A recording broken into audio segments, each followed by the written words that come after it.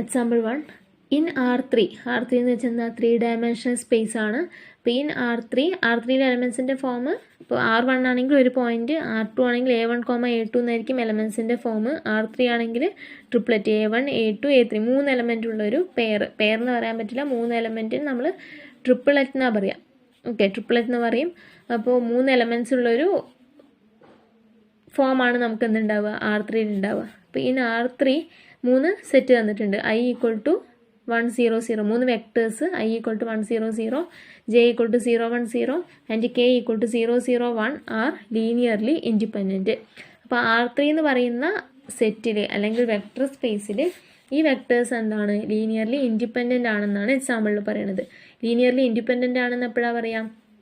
I J K 3 vectors linearly independent ആണോ നോക്കാൻ നമ്മൾ എന്ത് ചെയ്യണം? K1 കൊണ്ട് ഇതിനെ മൾട്ടിപ്ലൈ ചെയ്യുക, K2 കൊണ്ട് ഇതിനെ മൾട്ടിപ്ലൈ ചെയ്യുക, K3 കൊണ്ട് ഇതിനെ മൾട്ടിപ്ലൈ ചെയ്യുക. എന്നിട്ട് ആഡ് ചെയ്യുമ്പോൾ, അതായത് K1 നമ്മുടെ ഡെഫിനിഷൻ എന്താണ്?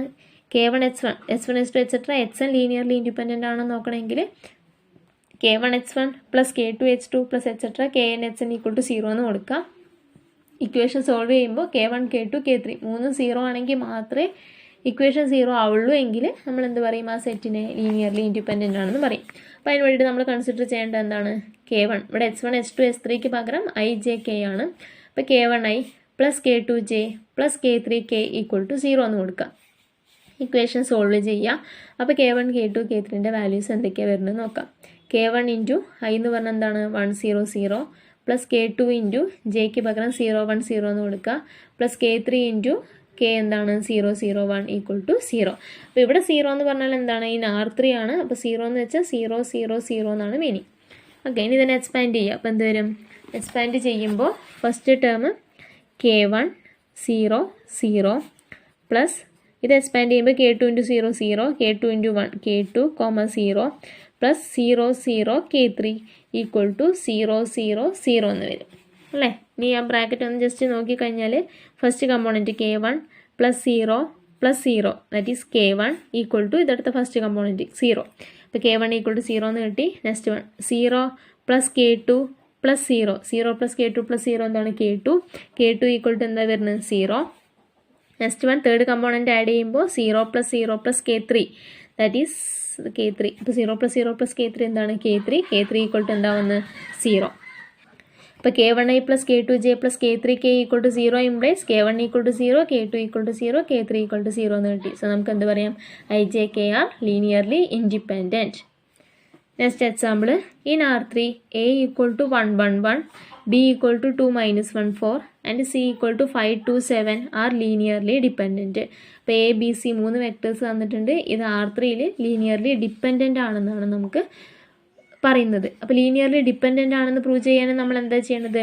ഇതേപോലെ K1 into first vector plus K2 into second vector plus K3 into third vector equal to എന്താ എല്ലാം കൂടെ ആഡ് ചെയ്യുക, ദെൻ ഈക്വൽ ടു 0 എന്ന് കൊടുക്കുക. ഇക്വേഷൻ സോൾവ് ചെയ്യുമ്പോൾ 3 കോൺസ്റ്റൻറ്റിനും 0 കിട്ടുകയാണെങ്കിൽ ആ set of vectors linearly independent ആണെന്ന് പറയും. അതിൽ ഒരു കോൺസ്റ്റൻ്റ് എങ്കിലും നോട്ട് ഈക്വൽ ടു 0 ആണെങ്കിൽ ലീനിയർലി ഡിപ്പെൻഡൻ്റ് ആണെന്ന് പറയും. ഓക്കെ, അതിന് വേണ്ടിയിട്ട് നമ്മൾ കൺസിഡർ ചെയ്യേണ്ടത് K1A plus K2B plus K3C equal to 0 എന്ന് കൊടുക്കുക. ദാറ്റ് ഈസ് K1 ഇൻറ്റു എക്ക് പകരം 1 1 1 പ്ലസ് K2 ഇൻറ്റു B എന്താണ്? 2 -1 4 പ്ലസ് K3 ഇൻറ്റു C എന്താണ്? 5 2 7 equal to 0. Which implies K1 into 1 K1 plus 2 K2. നമുക്കിതിനെ 3 ഇക്വേഷനാക്കി മാറ്റാം. കാരണം first coordinate K1 K1 K1 എന്നാണ് വരിക. പ്ലസ് ഇത് 2 K2 minus K2 4 K2 plus 5 K3 2 K3 7 K3 equal to 0 എന്ന് വെച്ചാൽ 0 0 0. ഇനി കമ്പോണൻറ്റ് വൈസ് ആഡ് ചെയ്യുക. അപ്പോൾ K1 plus 2 K2 plus 5 K3 equal to 0. അതിന് ഫസ്റ്റ് ഇക്വേഷൻ എഴുതി. Second equation K1 minus K2 plus 2 K3 equal to 0. Second equation. Third equation K1 third components എടുക്കുക. K1 plus 4 K2 K3 K1 plus ഇതിൽ K2 4 K3 third condition എന്താ? K1 plus 4 K2 plus 7 K3 equal to 0. 3 equations കിട്ടി. ഇപ്പോൾ equation കിട്ടിക്കഴിഞ്ഞാൽ കോൺസ്റ്റൻസിൻ്റെ value കണ്ടുപിടിക്കാൻ വേണ്ടിയിട്ട് നമ്മൾ എന്ത് ചെയ്യും? ഇക്വേഷനുകൾ തമ്മിൽ നമ്മൾ ആഡ് ചെയ്യുക സബ്ട്രാക്ട് ചെയ്യുകയൊക്കെ ചെയ്യുക. അപ്പോൾ നമുക്ക് കോൺസ്റ്റൻസിൻ്റെ വാല്യൂസ് കണ്ടുപിടിക്കാൻ പറ്റും. എലിമിനേഷൻ മെത്തേഡ് എന്നുള്ളതിനെ പറയാം. അപ്പോൾ നമ്മൾ ഇക്വേഷൻ 1 മൈനസ് ഇക്വേഷൻ 2 ഏതെങ്കിലും ഒരു വേരിയബിളിനെ എലിമിനേറ്റ് ചെയ്യാൻ വേണ്ടിയിട്ടാണ് ഇങ്ങനെ നമ്മൾ അഡീഷനും സബ്ട്രാക്ഷനൊക്കെ ചെയ്യണത്. ഇവിടെ 3 വേരിയബിൾ ഉണ്ട്. സോ ഏതെങ്കിലും ഒന്ന് എലിമിനേറ്റ് ചെയ്ത് കഴിഞ്ഞാൽ നമുക്ക് 2 വേരിയബിളുകളുടെ ഇക്വേഷനായിട്ട് മാറും. ഇക്വേഷൻ 1 മൈനസ് ഇക്വേഷൻ 2 ചെയ്താൽ എന്ത് വരും? k1 plus 2k2 plus 5k3 equal to 0 minus k1 minus k2 plus 2k3 equal to 0. രണ്ടും നമ്മൾ മൈനസ് ചെയ്യാന്ന് വെച്ചാൽ എന്താണ്? k1 minus k1 0, 2k2 minus k2. ഇപ്പോൾ 2 മൈനസ് 1 എന്നുള്ളത് 3 ആവും. 3k2 plus 5k3 minus 2k3, 5 minus 2 3k3 equal to 0.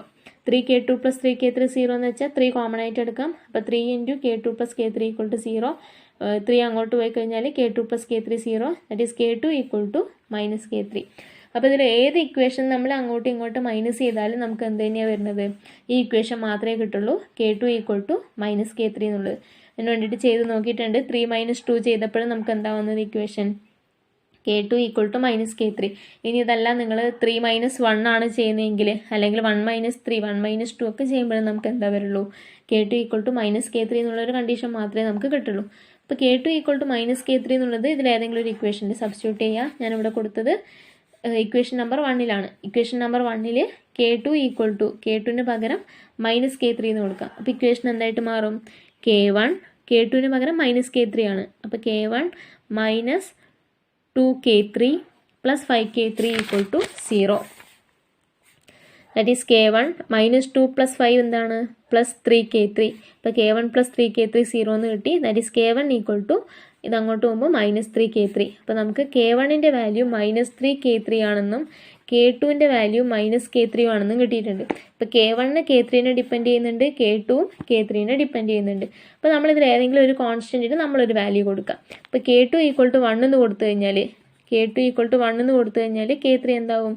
Minus 1. k2 1 ആണെങ്കിൽ k3 minus k2 ആണ്. ദാറ്റ് ഈസ് k2ൻ്റെ വാല്യൂ k2 ഈക്വൾ ടു 1 ആണെങ്കിൽ k3 ഈക്വൾ ടു എന്താവും? മൈനസ് 1 ആവും. അപ്പോൾ k1ൻ്റെ വാല്യൂ എന്ത് വരും? Minus 3 into minus 1 3. അപ്പോൾ k2 ഈക്വൾ ടു 1 കൊടുത്താൽ k3 മൈനസ് 1, k1ൻ്റെ വാല്യൂ 3. മൂന്നും എന്താണ്? 0 അല്ല. സോ നമുക്ക് ഇക്വേഷൻ കിട്ടുന്നത് എന്താണ്? ഫസ്റ്റ് ഇക്വേഷനിൽ കൊടുത്തു കഴിഞ്ഞാൽ 3a plus b minus c എന്ന് വരും. k1ൻ്റെ വാല്യൂ 3, k2ൻ്റെ വാല്യൂ 1, k3ൻ്റെ വാല്യൂ എത്രയാണ്? ഇതിൽ സബ്സ്റ്റിറ്റ്യൂട്ട് ചെയ്യുക. k1a plus k2b plus k3c ആണ്. k1ന് നമ്മൾ എടുത്തത് 3 ആണ് അല്ലേ? അപ്പോൾ 3a plus b minus c equal to 0. അപ്പോൾ എ ബി സി എന്നുള്ളത് എന്തായി? ലീനിയർലി ഡിപ്പെൻഡൻ്റ് ആയി. k1ഉം k2ഉം k3 0 ആണെങ്കിൽ മാത്രമേ ഇതെന്താവുള്ളൂ? ഈ എ ബി സി എന്ന് പറയുന്ന വെക്ടർ ലീനിയർലി ഇൻഡിപെൻഡൻ്റ് ആവുള്ളൂ. ഇവിടെ മൂന്നും എന്താണ്?